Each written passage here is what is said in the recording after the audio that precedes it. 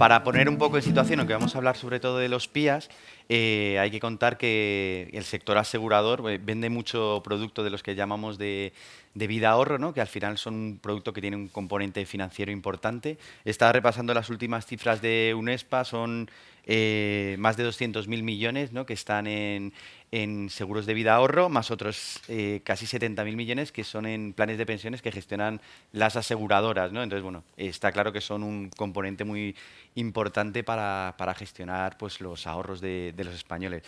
Dentro de este mundo hay las rentas vitalicias, los seguros de capitales diferidos, tal, que además son los productos principales, ¿no? O sea, al final los PIAs es un producto, digamos, menor dentro de todo este abanico de seguros de vida ahorro.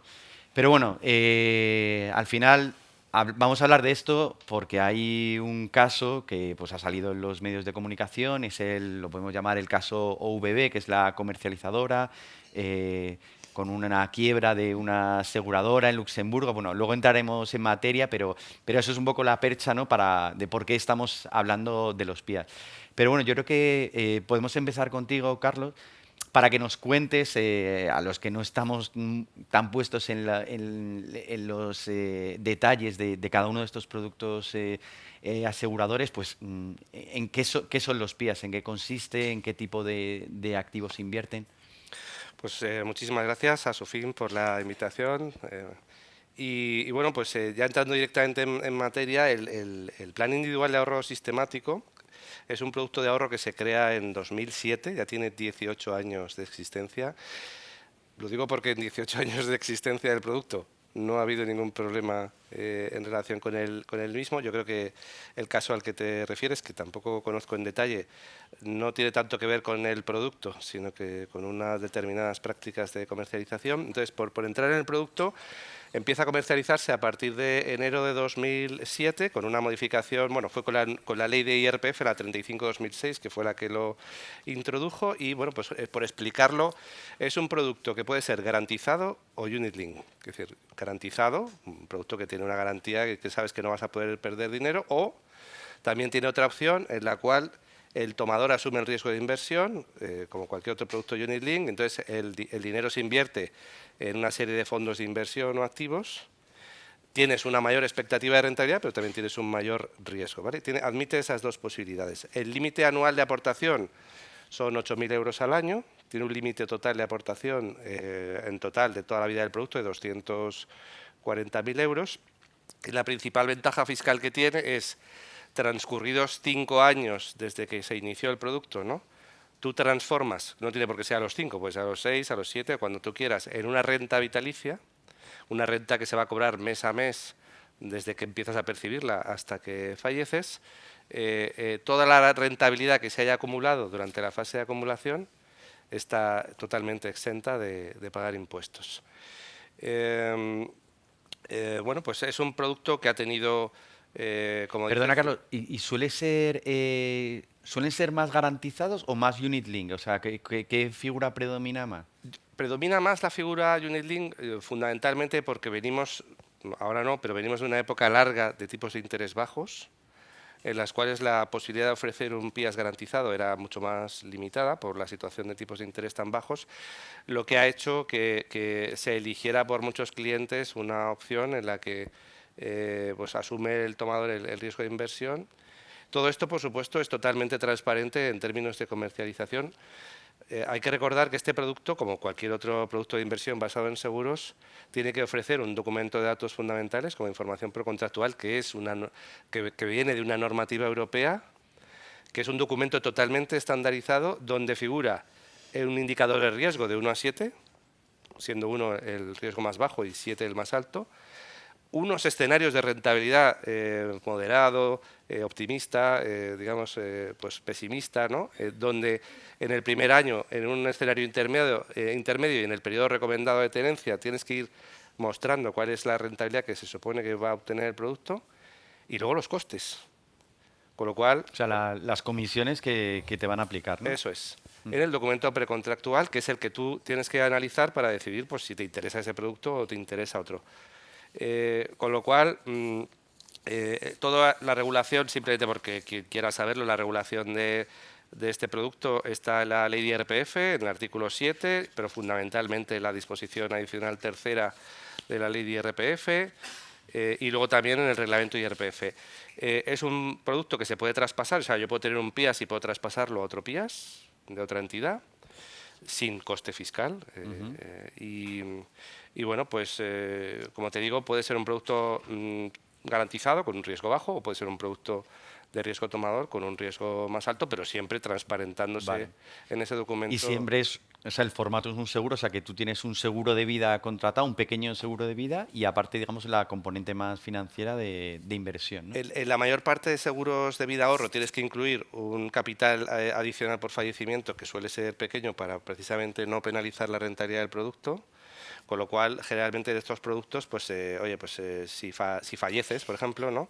Te da lo que está acumulado en el producto, por ejemplo, en un producto PIAS Unilink, más un capital adicional que no suele ser muy grande, ¿no? Porque el objetivo de ese producto, a diferencia de los seguros de vida a riesgo, no es un capital de fallecimiento, sino...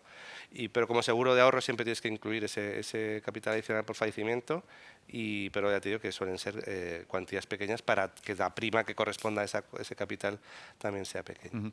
Quería preguntarle a Álvaro por cómo se comercializa y para qué tipo de personas es más adecuado. Si cualquier persona sería razonable que contratara un PIAS, al final la mayor parte, aunque este caso es una entidad bueno, que luego entraremos a hablar del caso concreto, pero la mayor parte realmente son entidades financieras, ¿no? Quienes que tienen acuerdos con aseguradoras o tienen su propia aseguradora y lo comercializan entre su base de clientes normal, ¿no? Efectivamente. Bueno, en primer lugar, buenos días a todos. Muchas gracias por invitarnos a Sufin, a MAEF, a la Asociación de Bancas Seguros. Por contestar un poco antes de tu pregunta, contesto al título, dice, si tuviese que elegir protección o laberinto financiero, sin duda protección. Protección por un montón de aspectos que podemos contar. Haría primero autocrítica, ¿no? Porque al final, cuando llamamos a una cosa PIAS y SIALB y no sé qué, y nombres que para la mayor parte de los ciudadanos, de las personas, pues son nombres complejos. No es sencillo entender este tipo de cosas cuando en realidad lo que tal y como ha comentado Carlos, es un producto en realidad muy sencillo. Tú aportas dinero durante toda una serie de años, vas ahorrando, ahorras un capital que luego lo transformas en una renta vitalicia. El concepto, o sea, la operativa es sencilla y lo puedes tener desde con más riesgo o menos riesgo. La importancia de esto se vende a personas que quieren invertir y que se quieren proteger patrimonialmente cara al futuro, ¿no? Hoy hemos visto la noticia de la que la OCDE alerta nuevamente sobre el sistema de pensiones. Nosotros, como asociación, ¿vamos a tener pensiones? Va a haber pensiones, en eso no hay alarmismos. El desafío, la incertidumbre está sobre el nivel de pensiones. Hemos hablado anteriormente en las mesas sobre la inversión que ha hecho mucha gente en vivienda, de comprar una casa para alquilarla.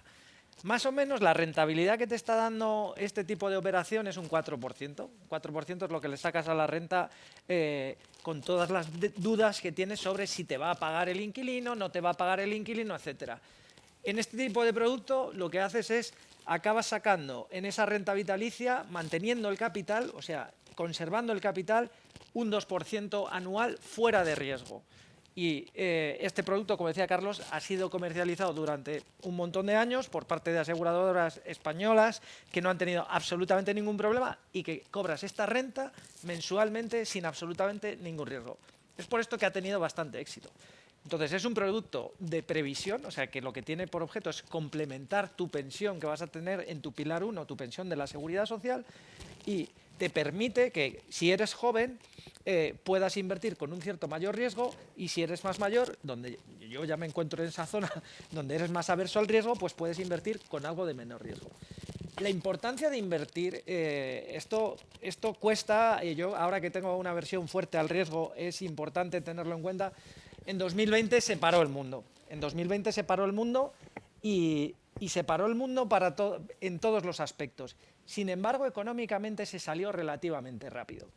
Esto fue posible gracias a una serie de políticas públicas también de los bancos centrales, de los cuales estamos viviendo las consecuencias ahora mismo.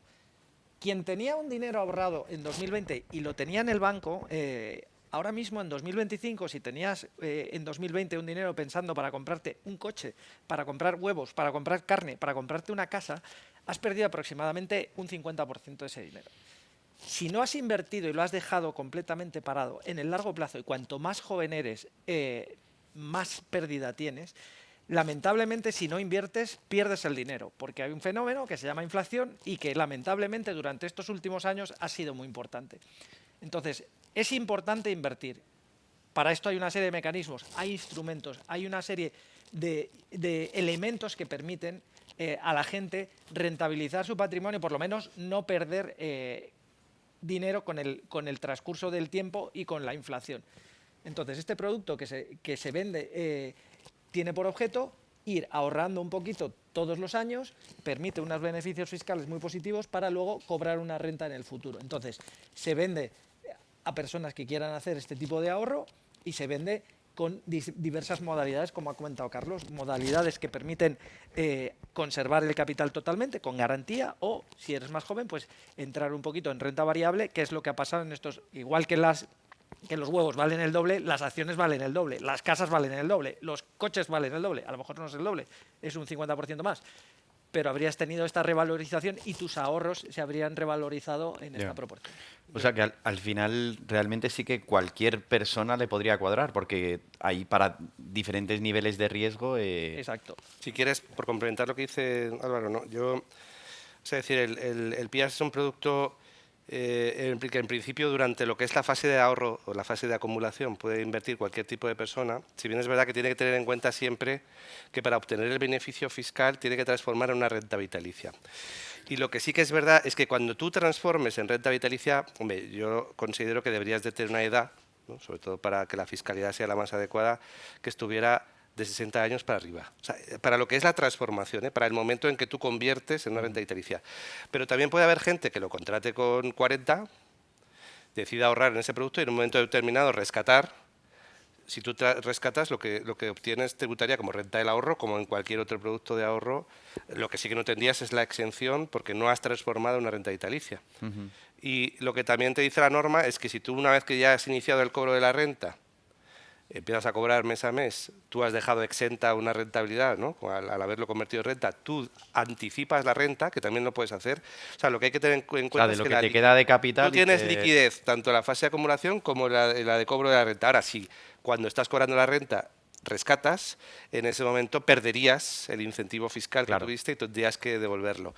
Y por dar un de volumen, tú has hablado antes de la cifra global de lo que se gestiona en el sector asegurador, pero el PIAS acumula en la última estadística más de 15.000 millones de euros, que no es poco, y hay casi 1,5 millones de personas que ahorran a través de este producto. Por eso yo creo que no debemos achacar al producto, no un caso concreto que se pueda producir, sino que el producto lleva funcionando en 2007, lleva funcionando con 1,5 millones de clientes en la actualidad y el producto en sí mismo tiene un público amplio, siempre teniendo en cuenta esto que digo de que en el momento que quieras cobrar la renta, razonablemente deberías de tener más de 60 años, pero puede servir también para la acumulación siempre y cuando, sabiendo que en cualquier momento rescatas y tributas como en cualquier otro producto como renta del ahorro. Vale. Pues yo creo que ya vamos a... Bueno, venga, algo rápido, una pequeña cuña además Loleta todavía no ha hablado. Solo una pequeña cuña acerca de la protección, ¿por qué incidir en la protección? En las compañías aseguradoras españolas que comercializan este producto no han tenido ningún problema en los últimos 20 y tantos años. Y significativo, pues prácticamente hay que remontarse a los 80 para hablar de... No ha habido ningún problema de solvencia, están supervisadas por la Dirección General de Seguros. En nuestro caso, como canal de comercialización, en la parte de atención a los clientes, también por el Banco de España, hay doble supervisión, doble regulación, la protección está garantizada. Vale. Tenemos claro que no vamos a estigmatizar los PIAs, no son como las preferentes, no es una cuestión del propio producto, sino de una mala comercialización. Yo creo que más o menos estamos todos de acuerdo de lo que hemos hablado antes de entrar aquí. Pero bueno, Loreta, en vuestro despacho de abogados, ¿habéis llevado algún caso? ¿Habéis ganado alguna sentencia ya sobre este tema? Y además tenéis a muchos clientes que han acudido a vosotros porque ha habido pues fallos graves en la comercialización y me gustaría que nos explicaras, ¿no? ¿Qué es lo que tienes tú la impresión de que ha fallado con este tipo de producto? Exacto. Bueno, muchas gracias a Sofín por haberme llamado para esta mesa tan interesante. Efectivamente, no estamos aquí para demonizar ningún producto, porque cualquier producto comercializado con transparencia es totalmente válido. Además, en España pues, se pueden poner las comisiones y las condiciones que cada uno quiera, siempre que se transmita con transparencia todas las condiciones del producto en sí.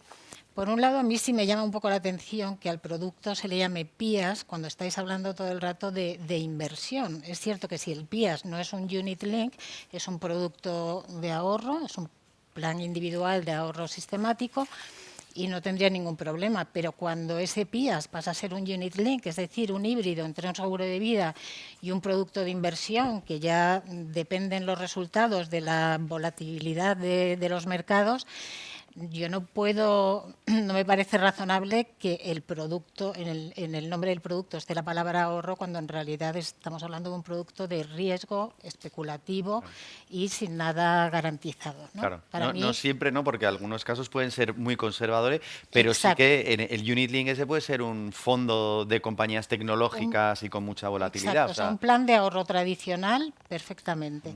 Pero cuando este plan de ahorro no es de ahorro, sino que es de inversión, se debería llamar plan individual de inversión sistemático, sistemática. no de ahorro, porque ahorro ya confunde mucho.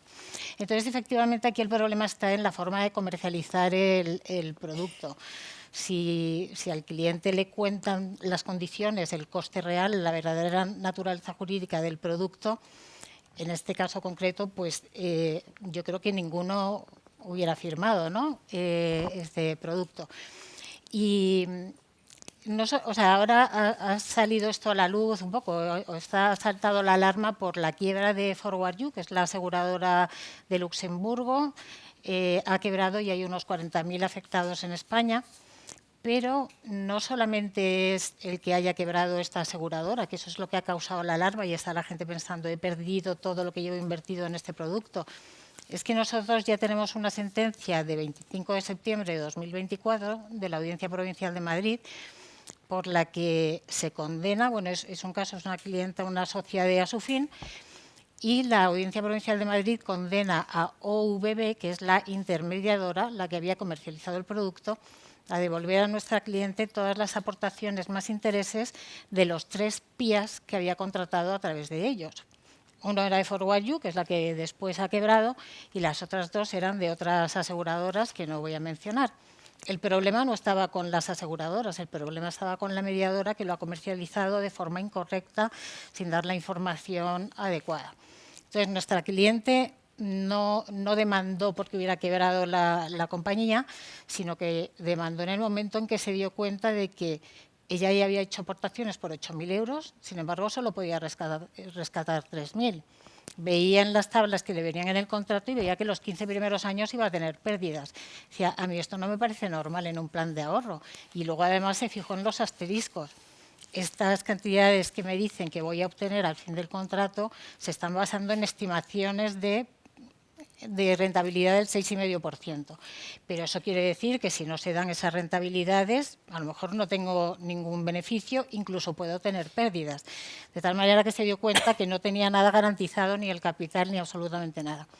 Entonces, la sentencia es muy interesante porque dice que estos contratos, la Pero, contratación... Loleta, ¿Hola? perdona que te interrumpa. Al final, metió Sí. 8.000, de repente solo tenía 5.000 porque las 3.000 que se habían quedado de por medio Claro. se las había embolsado la comercializadora en forma de comisiones, además como comisiones anticipadas, que es un concepto un Sí, poco raro, ¿no? sí, O sí, sí, sea, sí. Así es, descubrimos, ¿no? Porque presentamos las demandas con un informe pericial y el perito nos dice que de cada 100 euros que esta persona está aportando, creyendo que van a una hucha, a un ahorro, el 60% se lo ha quedado ya o se lo han adelantado ya a la aseguradora, a la intermediaria, que menciono VB porque es contra la que tenemos ya la sentencia y además porque ha comercializado el 95% de los PIAs de Forward You en España. El 60% se lo estaban quedando en comisiones para VB, que además había recibido el dinero ya por adelantado. Entonces, esa información no estaba en ningún sitio, ni en el documento de datos fundamentales que realmente nunca se entregó tampoco a ningún cliente. Y otra de la parte de la trama también es que desplegaron una red comercial impresionante, de tal manera que han llegado hasta 40.000 personas, hay 40.000 afectados o más en España. Y esta red de comerciales, dentro de la estructura que tenían dentro de OVB, era piramidal, de tal manera que los comerciales, si conseguían a otros comerciales, les hacían jefe de grupo, jefe de equipo, y cada vez las comisiones iban siendo mayores.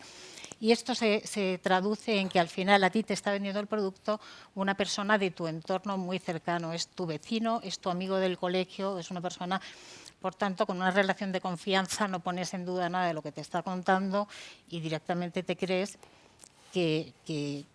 pues, que Claro. es una herramienta de Claro. ahorro. Sí, al final el marketing multinivel mezclado con productos financieros, Exacto. pues Yo ahí querría romper una lanza en favor. Nosotros lo que representamos, mi asociación, AMAEF, la Asociación de Banca Seguros, representa la distribución a través de las entidades de crédito, los bancos y cajas que conocen ustedes, ¿no?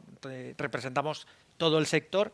Y bueno, yo de los elementos que comenta Loreta, que para nosotros, o sea, este caso es un elemento de consternación absoluto y nosotros nos sentimos también afectados y perjudicados porque hay más de 100.000 personas dedicadas al asesoramiento, al conocimiento de los clientes, a buscar que estas cosas no pasen para ganar, para que haya confianza en el sector financiero. Hay algunos elementos que comenta que nos deben levantar las orejas. Nombres de compañías no conocidas. Dices, oye, voy a depositar mi ahorro en alguien que, con todo el respeto, no se conoce. Me lo acerca, me lo brindan personas que son de mi entorno, pero que no tengo yo idea de que estas personas estén relacionadas con el asesoramiento financiero de una forma profesional o de una forma... Estas cosas, por favor, como consumidores, si van a depositar sus ahorros en algún sitio... los que primero les conocen son sus entidades de crédito. Si hay algo fuera de ese canal, hay que tomarlo con muchísima cautela, sinceramente. de todas formas, Álvaro, también hay que decir que OVB, para que el público se sitúe, es una empresa alemana que cotiza en bolsa y que creo que tiene como 15, 20 años de historia. O sea, que tampoco es como un chiringuito que está en Malta y tal. O sea, que al final, claro, cuando alguien se lo presenta, ¿no? Puede decir que tiene una cierta apariencia, oye, está regulada por el supervisor de seguros alemán y demás. Y quería este tema tocarlo con Carlos, ¿no? Porque, bueno, también lo comentamos un poco de pasada y es el régimen de libre prestación de servicios. Al final, oye, pues la Unión Europea permite estos formatos, ¿no? Al final, una empresa que está registrada en otro sitio, tiene otro supervisor, en Alemania además, que se le entiende como una garantía de una sólida supervisión, viene aquí a España y puede empezar a comercializar productos, pero con un nivel o con unos estándares, digamos, de comercialización, pues como mínimo pobres o cuestionables, ¿no? Entonces, esa figura jurídica, el que hoy haya operado bajo ese régimen, ¿tú crees que ha influido en el caso? Sin duda. Sí que quería hacer un matiz simplemente antes de entrar en tu pregunta. Sé que Álvaro representa los intereses de las entidades bancas aseguradoras, pero el producto se comercializa por todo tipo de entidades aseguradoras, bancas aseguradoras y no bancas aseguradoras. El cliente que se dirige, ¿no?, a cualquier tipo de oficina, ya sea bancaria o de cualquier agente de cualquier otra entidad conocido, tiene la misma seguridad, ¿no? Aunque todos conocemos que la distribución de seguros de vida ahorro en España, fundamentalmente el 70% se produce a través de entidades financieras, pero hay un 30% que no, y ese 30% también es igual de seguro si estamos hablando de entidades solventes, conocidas y que todos vemos todos los días en muchas esquinas y en muchas calles, ¿no? Dicho esto, entramos ya en la pregunta que me haces. A ver, o sea, es un derecho dentro de la Unión Europea el que tú, como entidad española, puedas un día decir, yo quiero operar en Francia, entonces tengo varias opciones, o constituyo una entidad en Francia, o bien puedo operar como una sucursal, o directamente puedo operar en lo que se llama el régimen de libre prestación de servicios, que es que no me obliga a crear ninguna estructura, digamos, física, ¿no?, en ese país. Sí, o jurídica. Y en este caso, pues puedo depender de un distribuidor que sí opera en España, ¿no?, para vender un producto de cualquier otro país, como puede ser Luxemburgo o lo que sea. Claro, en un caso como estos, que yo digo que no conozco en detalle, se producen, o parece que se producen dos posibles elementos, ¿no? Un posible elemento de mis-selling, es decir, una comisión... Mis-selling, mala comercialización. Mala comercialización. Es decir, que no me quiero pronunciar sobre este caso concreto, pero con carácter general, si yo voy a comprar un producto de ahorro y la comisión de distribución upfront es un 60% de la prima que estoy pagando, pues hombre, aquello no pinta bien. Claro, sí, ¿no? lo malo es que al final el que se lo Si vende ya cuando no se da cuenta de eso, claro. Si de cada 100 euros estoy metiendo directamente al principio y ya estoy perdiendo 50, pues algo me dice que no, algo no está bien.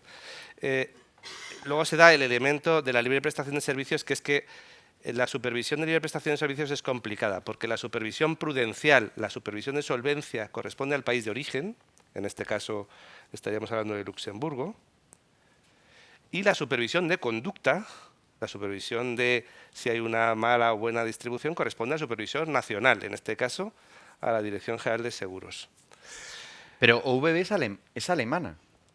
Pero no, la supervisión de cualquier producto que se vende en España de seguros, ya sea el distribuidor, pues, evidentemente todos tienen que tener la autorización para operar en libre prestación de servicios, pero si la tienen, la competencia de supervisión de conducta es de la Dirección General de Seguros. Otra cosa es que es complicado, porque, por ejemplo, la Dirección General de Seguros obtiene mucha información de producto a través de lo que es la documentación estadístico-contable, pero las entidades en el EPS no completan esa documentación estadístico-contable en España, la completan en Luxemburgo.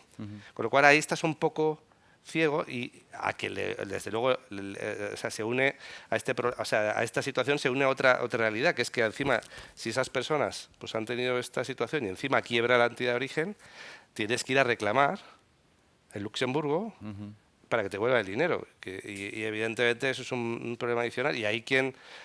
O sea, yo creo que tendría que haber habido una intervención de la autoridad de origen para, evidentemente, evitar el problema de solvencia.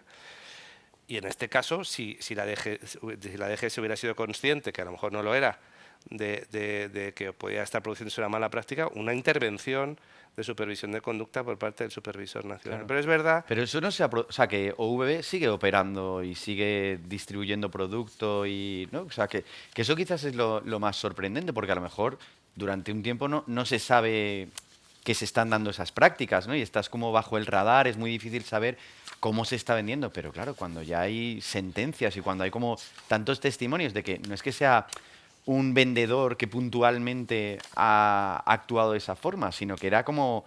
Está diseñada la compañía con lo que has mencionado del esquema multinivel, está diseñado para vender así, ¿no? Y no sé, ¿no tenéis la impresión de que la DGS, no sé si por falta de medios o por falta de herramientas, tiene como un poco las manos atadas y que si hubiera sido, por ejemplo, un fondo de inversión, o sea, un producto que estuviera amparado dentro de la Comisión Nacional del Mercado de Valores, sí que la Comisión del Mercado de Valores tiene más herramientas para actuar y ser más proactiva? Bueno, yo creo que este tipo de casos se puede producir, es decir, todos hemos conocido esto que comentabas tú del amigo que te vendía los sellos, los árboles, no sé, quiero decir que en España hemos tenido ejemplos varios de este tipo de cosas. En el ámbito de la CNMV está advirtiendo continuamente chiringuitos financieros, o sea, es que hace una labor también de advertencia. Entonces, el problema es que yo creo que encima con los medios digitales pues todavía es más fácil, ¿no?, este tipo de prácticas, pero lo que sí que quería mencionar, no sé si pero ha habido una modificación de la directiva de Solvencia II, ¿no?, a través de una directiva que es la 2025, o sea, prácticamente este año, que se hace referencia expresamente, dice, las recientes quiebras, que por cierto son muy limitadas, de empresas de seguros y reaseguros que operan a escala transfronteriza, ha puesto de relieve la necesidad de que las autoridades de supervisión estén mejor informadas de las actividades realizadas por estas empresas. Y a partir de ahí, cuando se implemente esta directiva, que todavía tiene que transponerse a los ordenamientos nacionales, establece una serie de mecanismos para mejorar esto. Entonces, viene a decir que cuando la autoridad de supervisión del Estado miembro de acogida, que en este caso España, al ver que serias dudas en relación con la situación de solvencia de una empresa de seguros que lleva actividades transfronterizas en España, debe estar facultada para solicitar la realización de una inspección in situ conjunta junto con la autoridad de origen. Esto esta potestad ahora mismo no está en la norma. Con el cambio de norma va a estar. Y yo creo que eso, o sea, estos cambios que se van a meter con la directiva, la nueva revisión de la directiva de Solvencia II, va a mejorar la capacidad que tienen los supervisores, en este caso España es un país generalmente de acogida, no de origen. Los de origen suelen ser otros.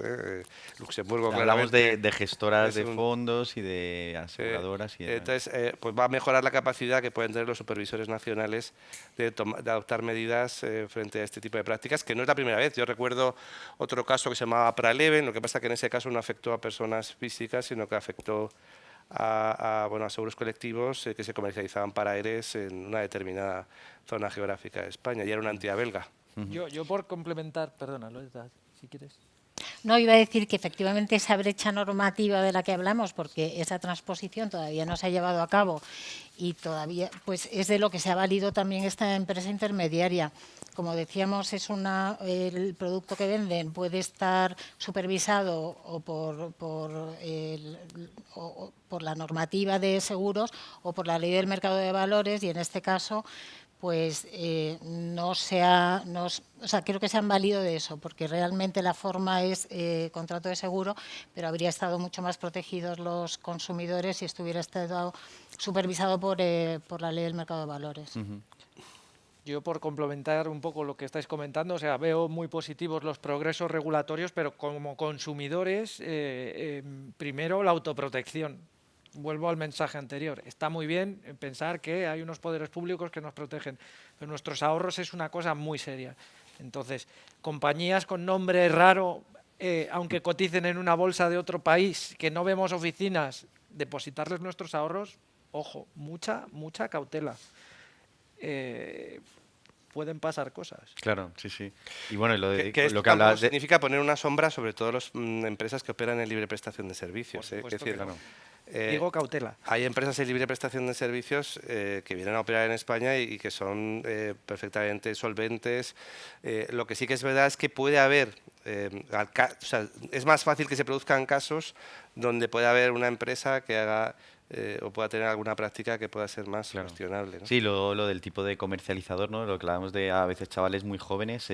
Conocemos Exacto. casos de que van a buscar a las universidades, entre estudiantes de empresariales, quién quiere convertirse en comercializador de esto. Pero claro, un chaval de 20 años, ¿qué puede saber sobre los mercados financieros, tal? Luego se anuncia mucho en redes sociales, en TikTok, que están subiendo vídeos alardeando, tal.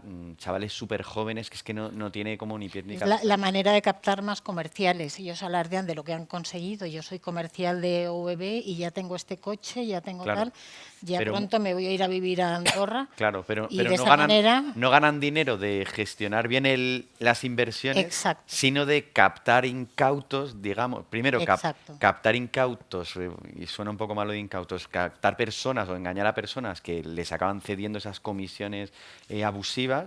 Y luego montar los esquemas multinivel de no, tengo 4 por debajo de mí, tengo 10 por debajo de mí, y de todas esas comisiones que van sacando, yo me llevo algo. Pero claro, tú no es que estés gestionando bien inversiones, estás formando parte de un marketing multinivel barra estafa Sí, piramidal. tiene tintes Oye, Loleta, y penales. ya por acabar, bueno, si alguien está afectado por esto, alguien que nos escuche o conoce a un familiar que tiene un producto de estos contratado, pues no sé qué puede Pues hacer. Vosotros lleváis a sí, bastantes la clientes. verdad que a su fin está presentando demandas individuales en nombre de sus asociados afectados por este producto, y la verdad es que, por suerte, en España la jurisprudencia y la legislación nos respaldan. Como digo, tenemos esta sentencia ya de la Audiencia Provincial de Madrid, pero es que esa sentencia ya cita otras 8 sentencias del Tribunal Supremo que tienen este criterio ya establecido y consolidado, y es que cuando hay un intermediario que es el que comercializa el producto, es el responsable.